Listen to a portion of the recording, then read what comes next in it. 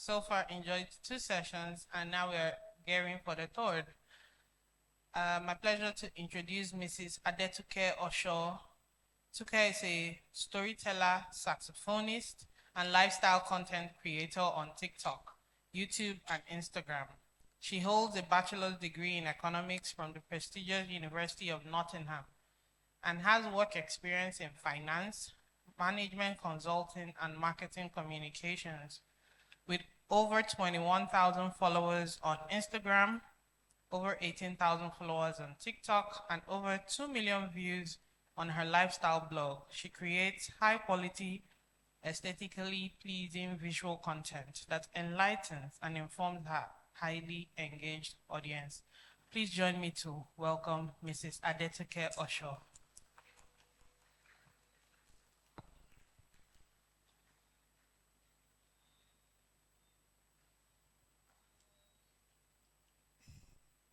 Good afternoon, everyone.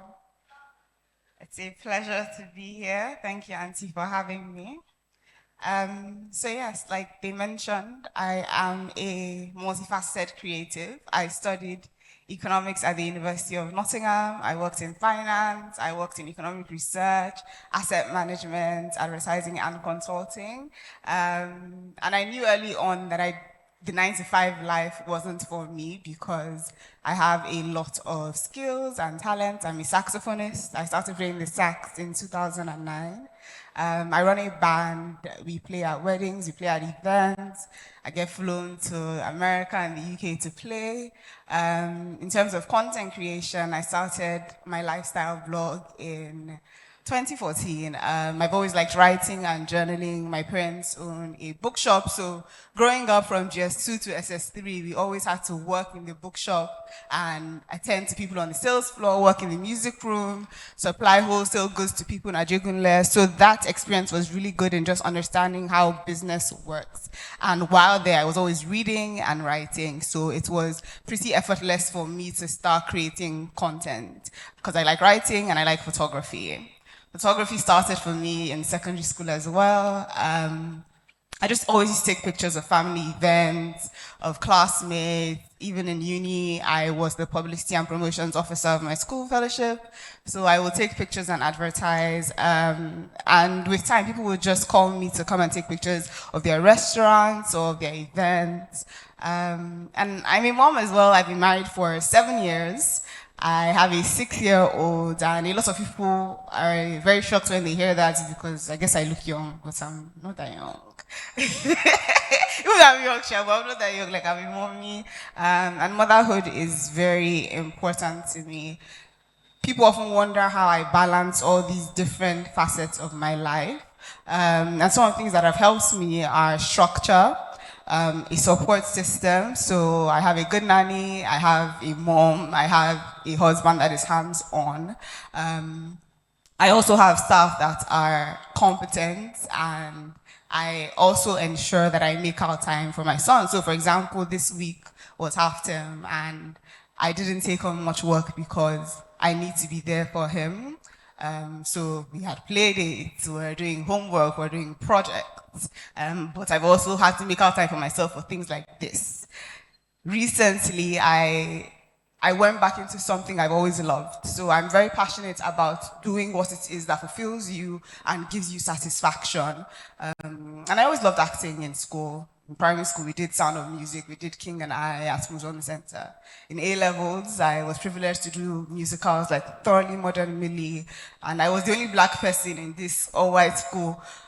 And that opportunity or that experience really made me dig deep and figure out what makes me unique, because my secondary school was all about academics, which a lot of secondary schools here are about, but I've come to this British school where everyone has been maybe learning violin since they were young, or learning how to horse ride, or learning coding.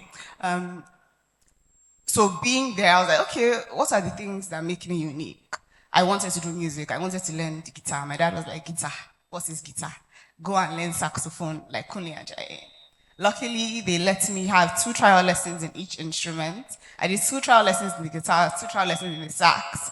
And that was my favorite instrument. Like, it was love at first sight, or love at first blow, which is what I often say.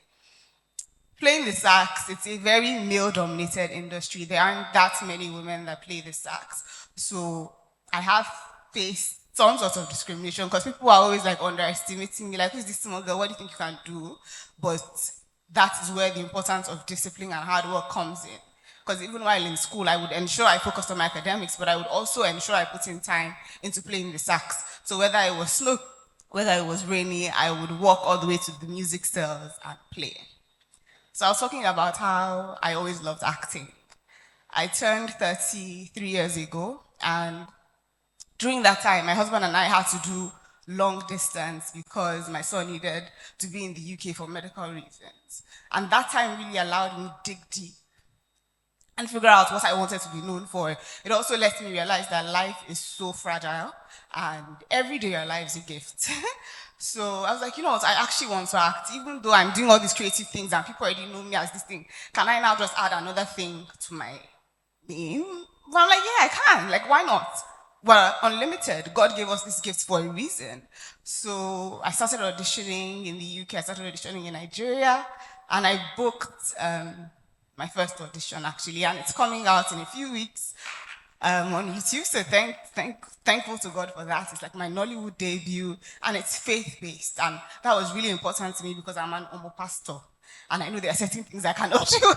I'm a married woman. I'm not going to be kissing anybody on scene. And even though people might say, "Oh, this one is not ready for the work," there are roles that I can't do that don't make me like shut down my morals or let go of my ethics, and that's very important to me. So I'm really looking forward to this Nollywood debut coming out. It's by Elevation Church, and I filmed this in 2023. It felt like it wasn't going to come out. Like, we filmed in 2023, the teaser came out in August 2023, and it's just coming out 2 years later, which, like, that is God's plan. Because during the wait, I started searching, and I'm like, I'm British. I can apply to British agencies. So I did go to the UK earlier this year. I applied to British agencies. I booked work on like an Apple TV series, which should be coming out next year. I booked work on a commercial for hotels.com. Like, I've done great things, and I'm just thankful to God because a lot of people are stifled and feel like you've gone to school for this thing. Use it. What is music? What is content creation? When I started this thing, it was like a joke. I left my 9 to 5 in 2016 at the age of 24. 23 actually. And I remember I wrote a presentation to my dad. I was like, 16 reasons why I need to leave this job. And I was like, no, for you go stay there. Now me pay school fees, you go stay in that job. And I did stay there until my auntie told him that, look at Diola Sego. Imagine if her dad told her, you must stay and run the family business. Will she be who she is today? No. And because of that, he let me go. And that opportunity, that decision has changed the trajectory of my life and a lot of people that have impacted.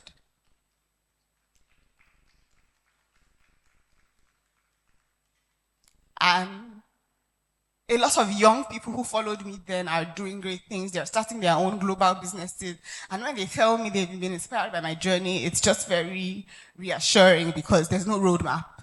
There's no, like, if you're a neurosurgeon, you have someone a black person that has done it. So if you want to be a golfer, you have Tiger Woods to look up to. But for me, there's nobody that does all the things I do. There's no female that's a saxophonist, a photographer, a mom, a content creator, a writer. And I think it's important in life to learn that forge your own journey. You don't have to look for someone that is doing what you're doing, but you can find people that are doing things that you like and glean from their experiences, which is what I've done. So yeah, thank you so much for having me. I look forward to your question.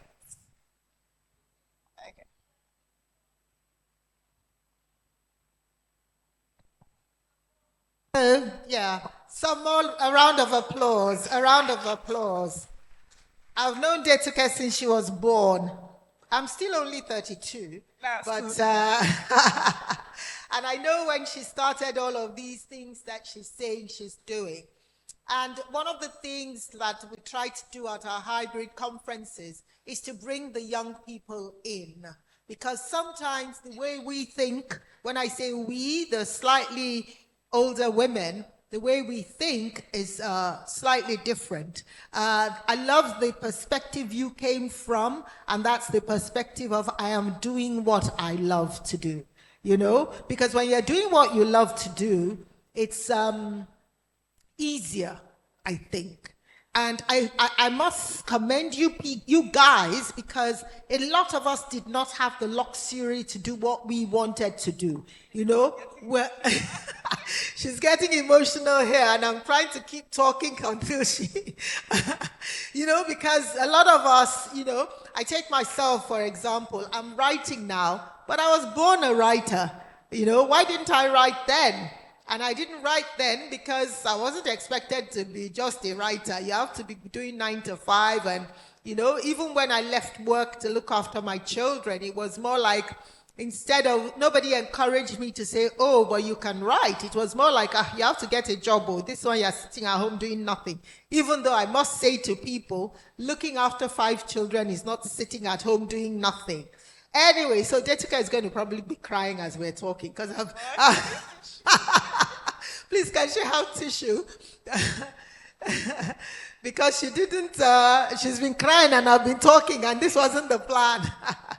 But honestly, you know, the reason you came to mind was because, you know, we are trying to live a life of balance and equilibrium, okay? And I see that some young people are struggling because it doesn't seem as if there are people there to help the younger people. It's almost like the older people who are holding the reins, and I think, thank God, some of the younger people are beginning to hold the reins, but that the older people who are holding the reins are holding it only in the way they realize and in the way they you know, they think is right.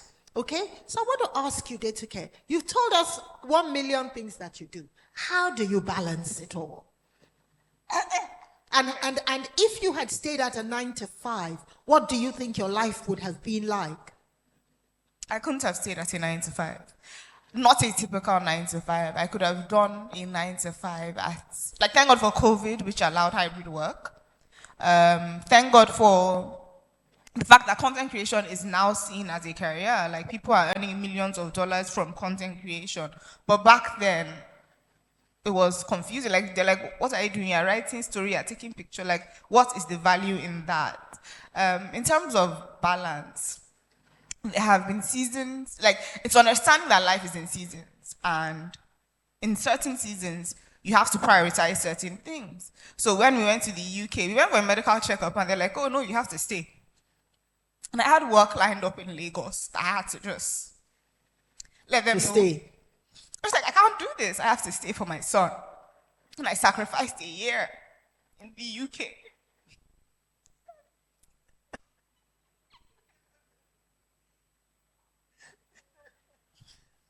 Sorry, I don't think I've ever spoken about this publicly, but it was very hard having to do long distance marriage. But I'm glad it happened because it has made me a stronger person. It has also made me a better actor because I have experienced things. So I can portray grief more realistically. I can portray a mother's hurt more realistically.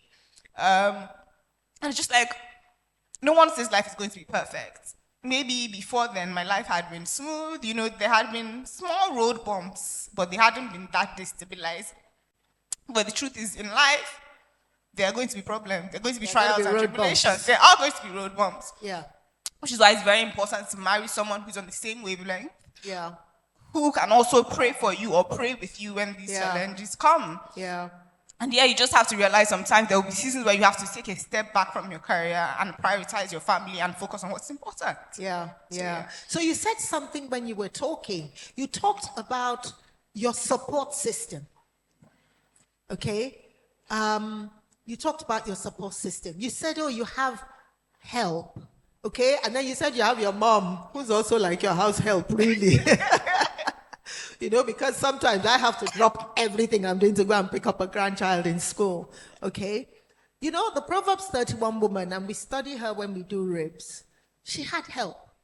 It says that, you know, she was doing all kinds of amazing things. But it says that, you know, she delegated Okay? So I was really happy to hear you say, oh, you have help and your support system. How important, you mentioned it fleetingly. How important is your support system? It's extremely important, and that's one of the reasons why being in the UK was really hard, because it was me and my son for a long period of time. Like, my mom would come for like 4 weeks. My husband would be able to come for like 2 weeks. My mother-in-law, she couldn't come at that time, but that time, it built grit in me. It built resilience, because I could only drop my son in school for 3 hours because he was young at that point. So in that time, I have to get my work done, and then I'll have to go and pick him up. Come snow, come rain. Yes, sometimes we'll use Uber, but many times I would walk. 15-minute walk, I'll walk and I'll push chair. I would maybe be running off to like a brand collab, but the station we were at didn't have a lift, and you ask someone, oh, can you help me hold my pusher? They'd be like, no, I don't help people, and you're the one carrying it. So like, doing that, coming back to Nigeria, yes, I need help, but also, if the help is giving me too much stress, I don't do it before by myself. I can do it again. So I'm not scared. Like, sorry, staff they're not irreplaceable. Some people do feel like they're irreplaceable, which is why I like to be hands-on. I cook myself. I cook all our food ourselves, or my husband does. The nannies prep, they cut it, they can boil the rice, but it's me that will do the final cooking and all the mixing and all of that. And I have gone through like a process of trying to find, like, it's a process of finding good help. Like, you interview, they come, they say they are one thing. After a few months, you see that they are not what who they say they are, or they go on off and they meet boyfriend, and the boyfriend is like, I beg, do this thing, or they are stealing, or they fall pregnant. So even in finding structure, it's not always easy, or finding support, it's not always easy. Sometimes they will disappoint you. But you just have to keep at it and not give up. Like, resilience is so important. I was excited when you said that. The challenge you went through built grit in you. The Bible says, you know, it says that, what does it say? That scripture that says, count it all joy when you always remember, you know, when you fall into diverse temptations, because it is working patience for you. Okay? So, final question. I don't know what time we're at, and I don't know what we need to be doing at this point. But a lot of people are struggling with mental health issues. And, you know, because before I ask my questions, I'm always thinking to myself, how does it relate to Hexagon? You know, because you can tell now, I'm just going to be saying to people, Hexagon, right? I'm going to make them wonder what that is. You know, a lot of people are like, oh, my mental health. Oh, I can't do this. My mental health. Oh, I can't do this. So what do you say about having to actually step into something that is going to affect your mental health? What did that do for you coming out of it? Because clearly when you were in it, you were probably sometimes thinking, how did I get here? What am I going to do? Am I ever going to get out of this? Okay? But, you know, hindsight, would you say, oh, always sidestep all challenges? Or sometimes you need to walk under the cloud and let the rain fall on you? So life is in seasons, and you have to understand that there will be mountains and there will be valleys, and you will go through tough times, but just find joy in the little things. Community is important.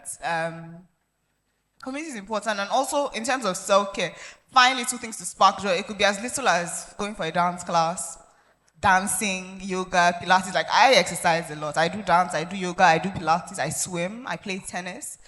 This is to keep fit and keep healthy so I can live long, but it's also to get my mind off work or get my mind off things that are stressful. It's self-care. I take care of my skin, like I go for facial, I do massage.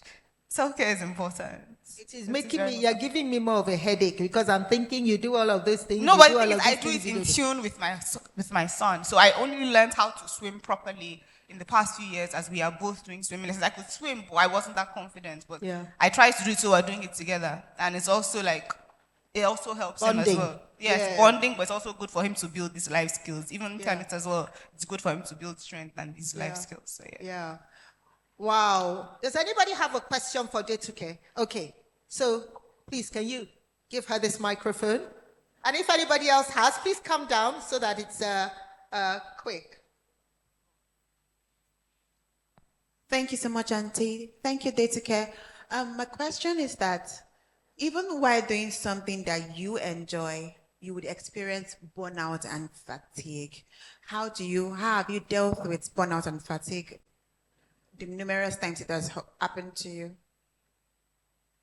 So that's the good thing about the freelance life. You get to sort of set your schedule, but there are times where there's like back-to-back work and it's peak season.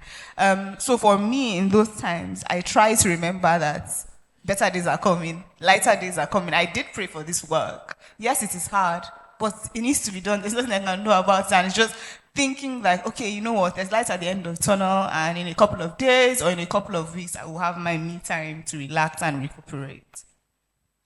Fantastic. Any other question? Sorry, I have one more question. You have a question? Okay, before you ask your question, I have one more question. So where's faith in all of this? You said something about, oh, you're a pastor's child, but I have a feeling that you've passed that pastor's child. So when I say you've passed it, you're not doing it really because you're a pastor's child anymore. You've found your own faith. Tell us why it's important to find your own faith separate from your parents' faith, and how important is that to your life? Okay. So being a normal pastor just set like a solid foundation for the rest of my life, like attending Sunday school, being taught by women, you know, like Auntie Ngozi, Auntie Detong. They imbibed a lot of strong morals in me. Like my husband was my first kiss, and that's very shocking to many. That's the only person I kissed. But just like for me, I didn't want to just date for dating purposes.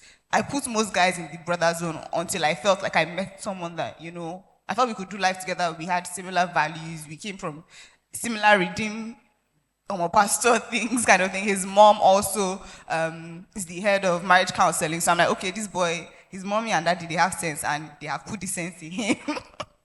So, yeah. So how important is your faith? It's very important to me. So even though I'm a redeem baby, we don't go to redeem. We did, like when we were dating, my husband and we started off going to this present house because, you know, it's Pastor Tony Rapu, who was the head of Apapa family, like a similar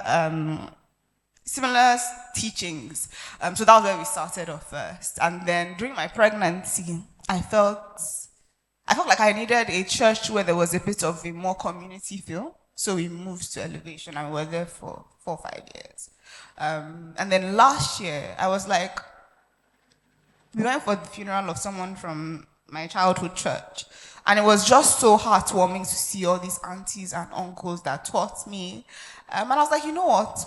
We need to go to a more intimate church where we are having church friends. Like, Ibia and Ambrola, they slept in our house for a while when Auntie went to give birth to Ibibu. And it's just like, there's something about having church friends where you're going to the same place, you're learning the same words. So we started hunting for a church where we felt, you know, it ticked certain boxes. And we found a church last year that both I and my husband loved. Because there were some churches I liked, but he's like, doesn't really like this. And it's just like, it's not my decision to make alone, we're a unit. So we did have to keep hunting until we found one where he was satisfied in, and he could also grow in. Like in the previous church, he never really participated in anything. But in this church, he's played at the football tournament that they do. Like there's gospel community, which is fellowship. So the church is modern in the sense that there's gospel community where there's fellowship once a quarter. So every week for 1 quarter, you're doing fellowship, which is more scripture-based. But the second quarter is more affinity groups. So in the second quarter of the year, it's more, okay, people that are single, meet and talk about your issues.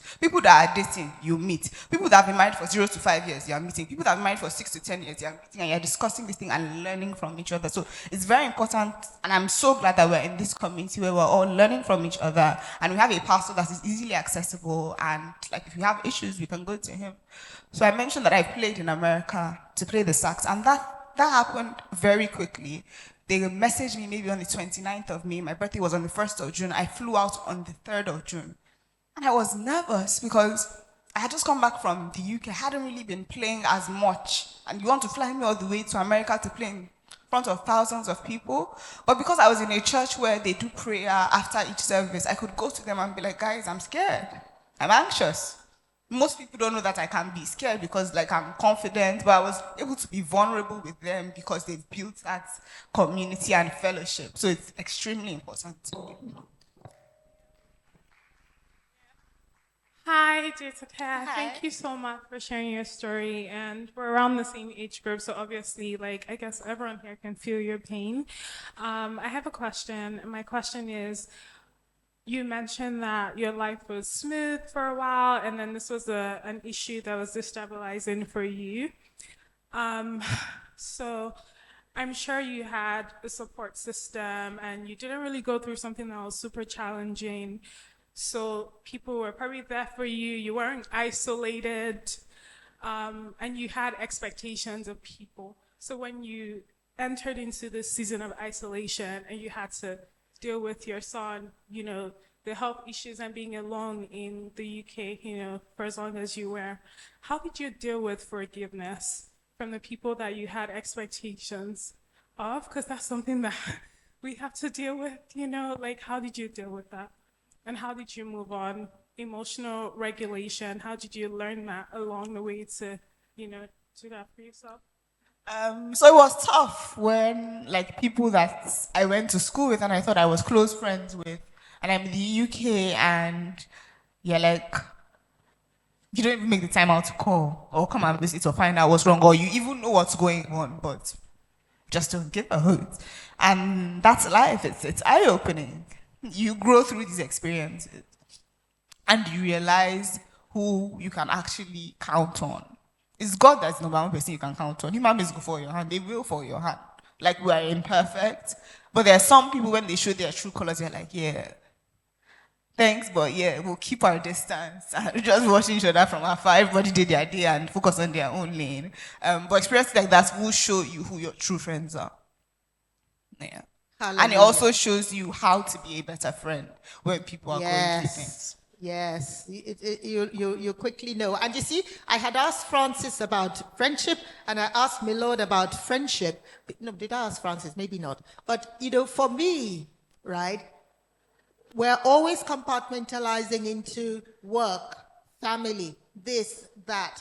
But there's so many other relationships that we have, you know. Maybe you're not there yet, but for some of us, we're aunties. And so you have to also, you have that relationship, you have to work it out, okay? For some people, you're a sister, okay? And you have to do, you know, you have to be an active sister. You have to be an active friend. Active daughter-in-law. Active daughter-in-law. Active daughter. We take our own parents more for granted. We still have to do the work. But you have to be those things. So we wear a lot of hats, you know. But you said something that I just thought, that's why I'm saying this. When you said you learn to be a better friend, okay? Because the Bible says you must first be friendly before you will have friends. And you must be a good friend. We also learned that in RIBS, that you know, does anybody's heart safely trust in you? Because the Bible says, you know, that her husband's heart, the Proverbs 31 woman, safely trusts in her. But it's not only about the husband. Do other people's hearts safely trust in you? Wow, ADETUKE, this is one of the best. I mean, I was almost crying, and I thought, which one is my own? Eh? And I have a feeling that some of the people watching online too were almost in tears. They are messaging you that, are you okay? You know, get your act together. Okay, so we have a plaque for you. So, Mrs. George, please come and give, I don't want to break this, so let me hold it properly.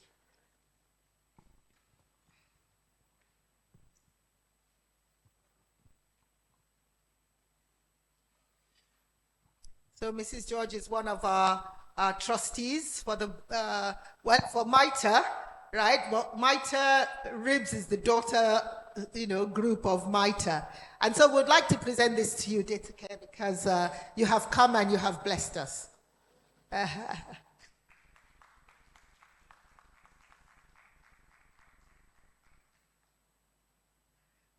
Actually, should be in the photo also. I'm not going to show my face.